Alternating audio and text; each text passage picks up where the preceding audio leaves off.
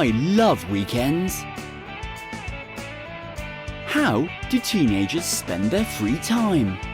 Where do they go? Let's see what they say.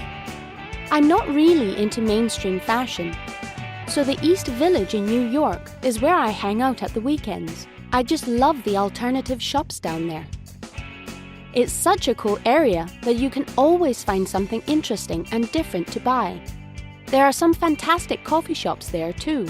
Some of the shops are expensive, so we just spend time window shopping. In Tompkins Square Park, there's a basketball court, and we play there sometimes. I love hanging out with my friends during the weekends. Every Saturday, my brother and I meet our friends at Almaty Central Park to walk around and chat. We're all crazy about water rides, so if the weather is good and the sun is out, we go on the water slides.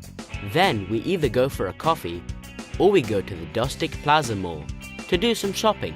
Both weekends seem a lot of fun. Which weekend would you like to experience?